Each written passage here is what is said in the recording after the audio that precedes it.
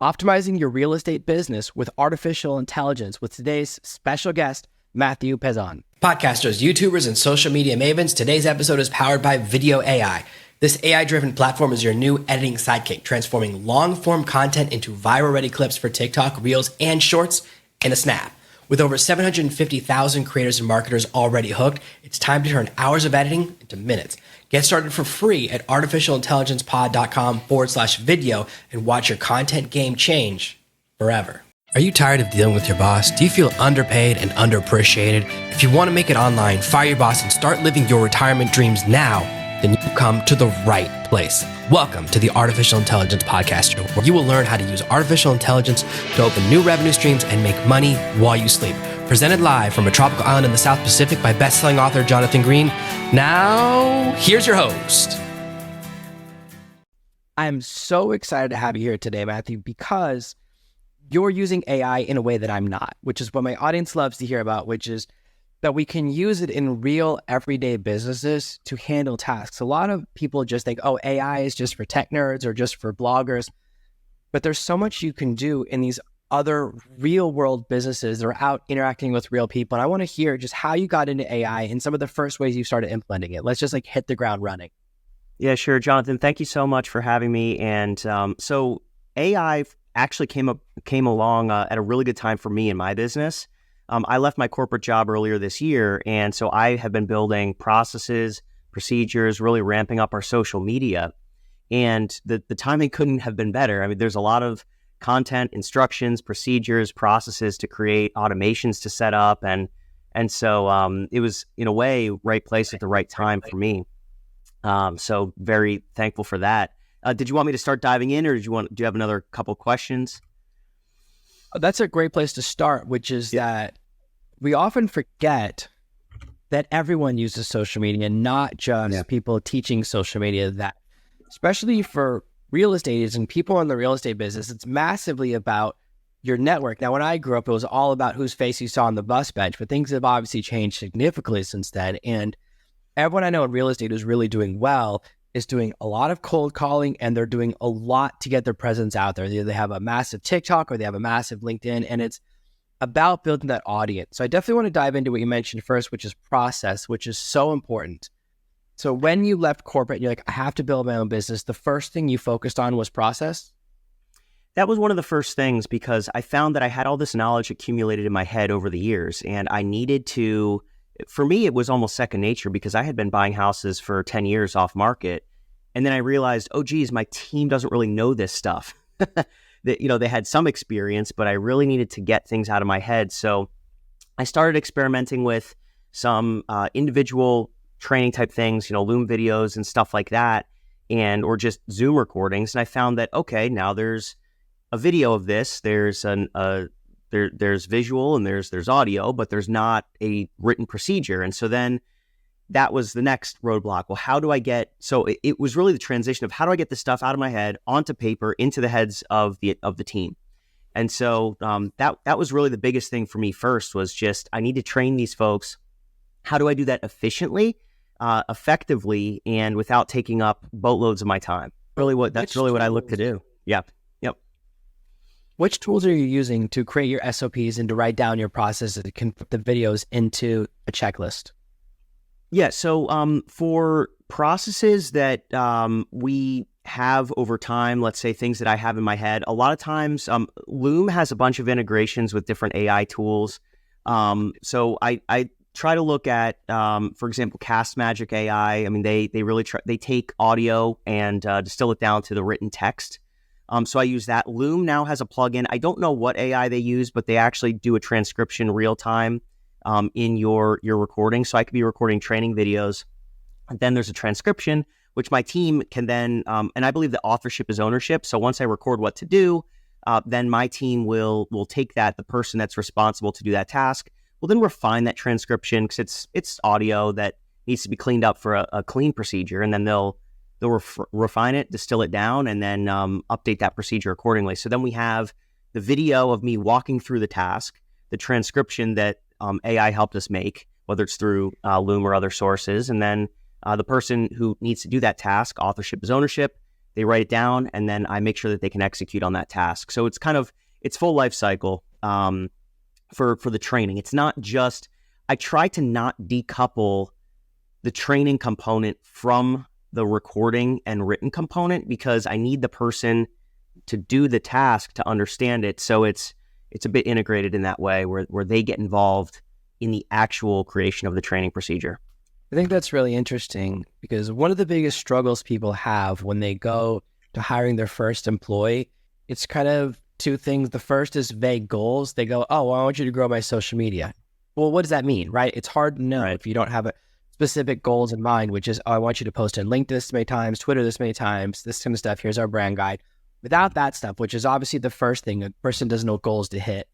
And the second part is, well, what's your process? And for most of us, we just kind of know how we do it, but we haven't ever written it down. So using a tool like Loom, which records your screen and your voice while you're describing what you're doing, it's so much easier. Now, I do use some tools that every time I click the mouse, it takes a screenshot and it writes down what I'm saying, but it's still, you have to go back through and refine it. And because sometimes having a step-by-step process, for me, I like to have both, because I watch the video training once, and then when I need to go back through, scrubbing through a video to find the exact 1 second is sometimes hard. So I like to have both types of processes there, but making the video is so much easier. So once I master a process, I record that video, and then I never have to do it again. What I used to do, and I'm sure you're familiar with this, I used to get on a Zoom call where I would be one-on-one with someone and train them, and then I have to teach the exact same thing to the next person. So the first step to scaling is realizing that every time you're designing a process, write it down. And I always remember, I saw this cartoon as a kid, this Ghostbusters cartoon, where he invented this machine that just was like a vacuum that captured all the ghosts in the city, that someone sabotaged the machine explodes, and the other guy's like, hey, no problem, we can build it again, where are your notes? And the guy's like, I didn't make any notes. And I've always remembered that, like, that taught me how important it is to keep a record of your process, because it's exactly what happens. Like, if someone quits your company, you're like, well, I don't know what he was doing or how he was doing. We don't have any records of what he was doing. And it's like really scary. So even when you're a one-person operation, this is a really good first step, which is to create a training system for everything you do, or create a record. I'm constantly refining. I've been doing a lot on Pinterest lately, because I've just been Pinterest has really grown for men. And last year, 40% of this year's growth for the first time ever, it's men and millennials. I'm like, yeah, okay. I got into it as well because it's very interesting. And once I learn something, I make a video, and then I'm like, oh my gosh, I figured out a better way. Here's another video, and here's another video. So I actually have all these trainings that each replace each other, because each time I learn a better method, then that becomes a new training. And it's not really a problem, because just recording yourself doing something. Now, I do it with the camera off, so that way, if I have to cut out parts, it's not super obvious. So that's the only thing different than these videos. But otherwise, you're right, that's a great way to create a system. What are some other ways that you're using AI tools, and you can share which tools specifically you're using, that are helping you to do things faster?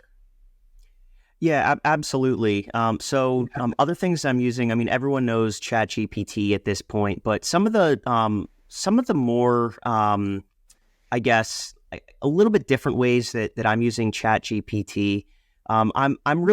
We're generating content for social media posts a lot. I have a team that sits in the Philippines, and it's idea generation, and it's blog article creation for our website, and also for posting. We have a blog on a couple of real estate sites, just to build our authority, and it's a lot of idea generation. If we're looking to skinny down the characters, because sometimes ChatGPT will give you a laundry list of all these things, and you really want to be more concise, I'll go through a couple of iterations with ChatGPT and say, well, give me that idea above, but in under 1,000 characters. I found word limits can be a little tricky. So if I give a character limit, for whatever reason, depending on the post, that sometimes is a more useful prompt for ChatGPT. So those are a couple of things. And then again, going back to the operating procedures, so if I have, I need to develop, if I want idea generation, I want to say, okay, give me the best things to tell an acquisitions manager before they're going to a property. What's the research that they should be doing? What type of clothing should they bring? Best practices for negotiation, just some idea generation to get it down on paper. Then we take that and we refine it for ourselves. But really just getting information that we could then process and make our own. So those are just a couple things. We use it for some SEO. optimization. We also hire a company that assists us with that, so that we can get our site to the top of Google rankings. I mean, and it's job descriptions, for hiring, posts for public positions, other things. So it's really, we go there for our first, anytime we say, okay, we have a blank slate, what do we need? We go to ChatGPT or similar tools first and then refine from there. I think this is a really important lesson because a lot of people think, oh, ChatGPT is going to replace everyone. But just as you're describing, it doesn't replace people. It just makes them faster. And right. The areas where people get stuck the most, idea generation, especially because it's like, well, how many different blog posts can I write about houses? Right? It's very understandable for someone to get writer's block when they go, oh, this is the 50th house I've had to do a social media post about. Sometimes it helps to kind of go, oh, here's a new angle, and to get that exact help, because it's exactly where it kind of shines, which is coming up with new ideas, coming up with new angles. For me, I'm really good at rewriting something. So if it gives me a first draft that's not that good, that's not that big of a problem, I can either rewrite it in ChatGPT or on my own, but that's really where it shines as an accelerant. Sometimes people want the very first result to be perfect, and I'm that way. Whenever I'm designing a prompt, I want it to be one prompt to get a perfect result. I was working with someone yesterday who wants to write a book outline that's really long from 3 worksheets he has someone write. And I was like, oh, I want to get it in one prompt. But you can't because the output's not long enough for how long his outlines are. But I was really trying. You have to do it one chapter at a time. I'm like, I'm sorry, it takes 2 steps. But like, that's me. And a lot of people get stuck on that. Whereas in normal iteration, writing a blog post takes a couple of hours or even a whole day if you're adding in images and doing everything. These are long processes that we've gotten so used to accelerating. We forget how much of a difference it is when AI can give you a rough draft in 5 minutes. So these are some really good ways for people that are thinking about, oh, I'm not in an online business yet. You can still use these tools. A lot of people are starting to use AI tools and ChatGPT to respond to work emails inside of another company. And I wonder at what point it's like 2 people are just, it's 2 ChatGPTs talking to each other. It's kind of how I view Twitter, which is like, it's just bot. Even I don't really use Twitter. I use it through a bot. Like I write my messages for the week in advance through a tool, and then it posts everything for me. And I just wonder, is anyone actually on there reading content? I find it very hard to find anything that I want to see. It's so hard for me to search through it. So I just wonder, but you're exactly right that creating a lot of content can be very overwhelming. Like when I think about, even after this episode, right, I have to then make short clips of you looking the best things you say. Then I have to make them in 3 different shapes: vertical for TikTok, square for LinkedIn, and wide for Twitter. And I've got to schedule them and do all that stuff, then share them with you in time for you to possibly share them. It really, without an AI tool to help me, that used to be such a nightmare. Even a small task, when you think about posting to multiple social networks, becomes so stressful. And I think that's one area where people kind of get overwhelmed. Now, are you focusing on just one social network first? Or are you doing the broad approach?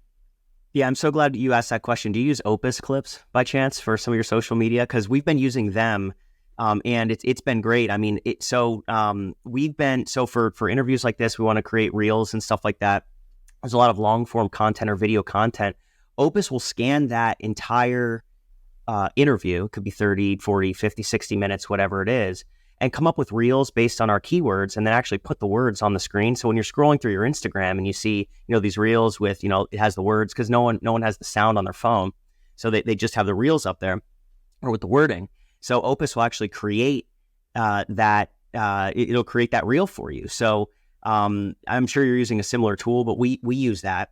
And for your question regarding social media, we're doing all the, it was a very manual process. We were doing LinkedIn posts, we were doing Facebook posts, we were doing Instagram, we were doing all the social media channels. And it was quite manual, especially the reel creation part. So I have a team in the Philippines that assists. Now they use AI to speed up that process, because I want them doing other things. I want them finding and talking to motivated sellers. The social media for me is an enabler. It builds authority. It builds trust and a connection. So, someone receives our letter, they go online, they look us up. The social media is a critical component, but I can't have my team only doing that, which is where the AI comes in. That's really good. I'm very interested in Opus. I use video, which is they came out a little bit before Opus, I think, but they're very, very similar. And here's what's interesting now is that there's probably 10 or 20 competitors that do the exact same thing. but it's becoming a feature. So I record these via Riverside. Because of where I live, there's a 50% chance the power goes out during any podcast interview. Anytime I'm online, the power goes out. I have a generator, I have battery backup, but when that happens, because it records locally and then uploads, nothing gets lost. So that's the reason I use this tool. But they added that feature now. Afterwards, you click one button, they make their clips. So they'll make 20 clips for me to choose from. Then if I transcribe and descript, now they have a tool that will make the social media clips. So it's become, it's very interesting with AI how things start off being cutting edge. Because a year ago, I had to drag the sliders around and try to manually make my clips. It was such a nightmare, but it was the best process out there. Then it was, oh, you can do it from the text, which is way better. Then I can look at the text. And then these tools came out that automate, and now all my other tools are adding it. We're kind of at this singularity point where something is unbelievable, then it's a tool, then it's a feature in every other tool. So it's very fast how things are changing. And in fact, I know Opus just put out a new update. I was looking at their new B-roll update with Opus version 2.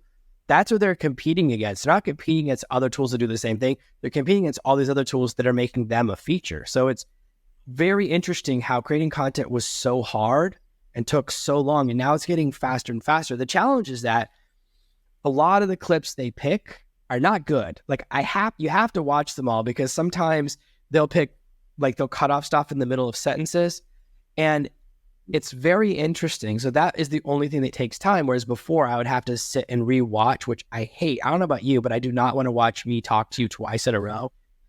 It just makes me feel weird to watch myself twice. At least I only have to watch it in 1 minute chunks. It saves so much time, right? Instead of spending 30 minutes, I can go through the clips in about 15, but they're isolated. And also what I like is now these tools, this is also what's crazy, is every single tool is a social media manager. So now within the tool, I just click the social networks. I click one button, it writes the description with an AI in there. So I don't even have to three-step it, and it schedules it. So we're a couple of months ahead, which I try to stay ahead, like 2 or 3 months ahead. So I can schedule the post for when this is going to come out, and it's all automated. And that means I used to have like 5 people on the back end of the podcast.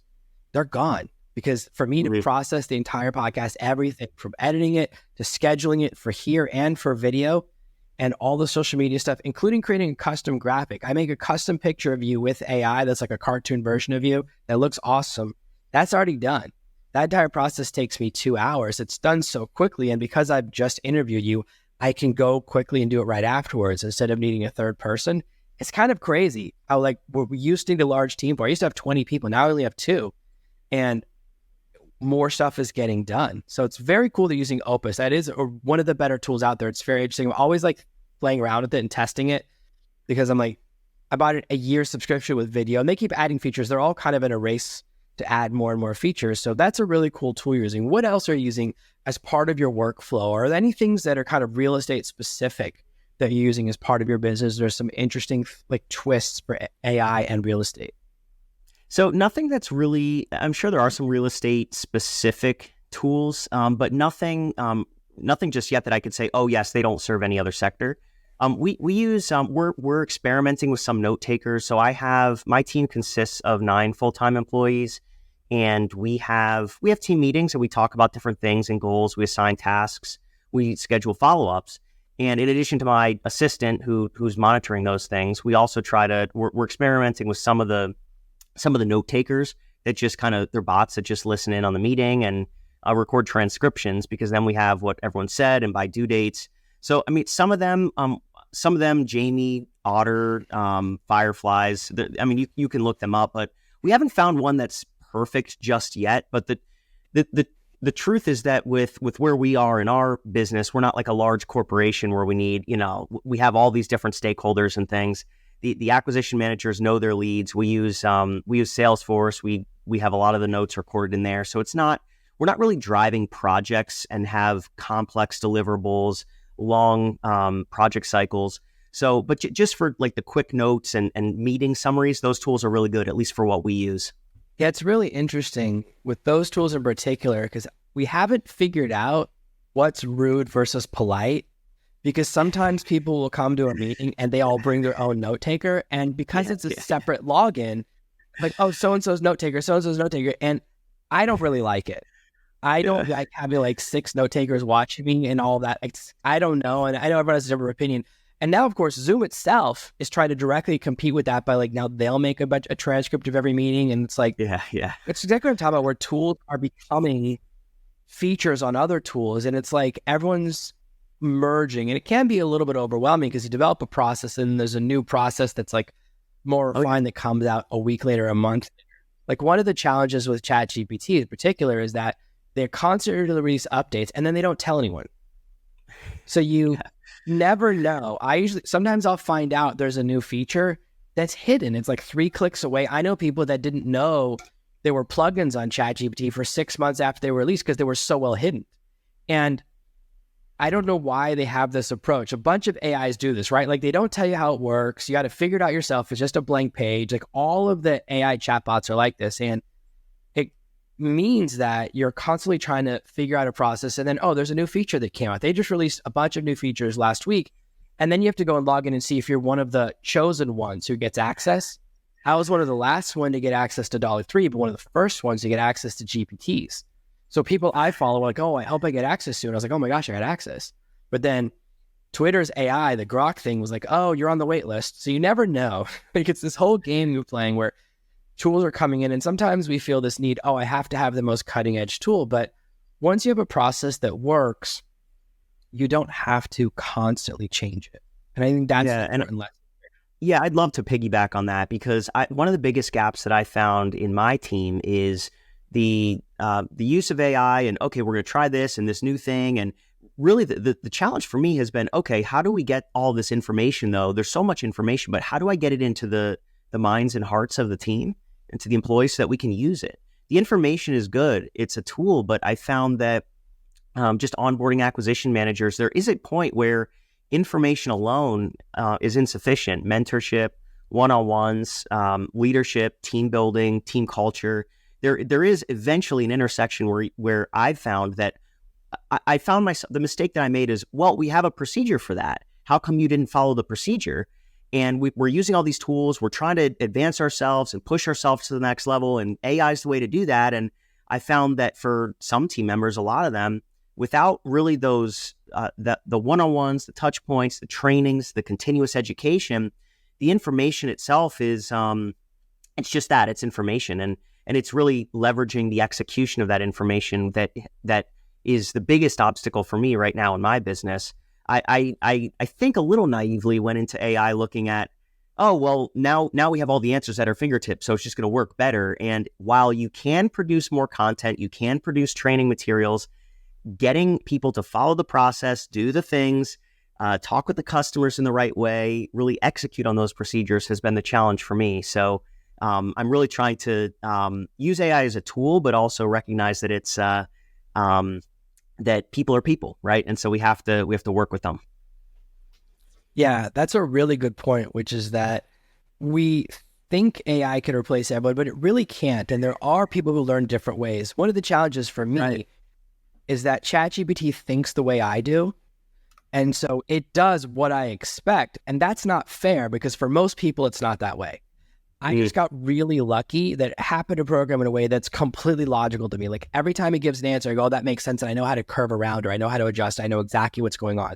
I was on a call with someone who works at OpenAI last week. I was like, hey, are these the next 3 updates coming out? And I said 3 things. And he goes, I can either confirm or deny, but wow.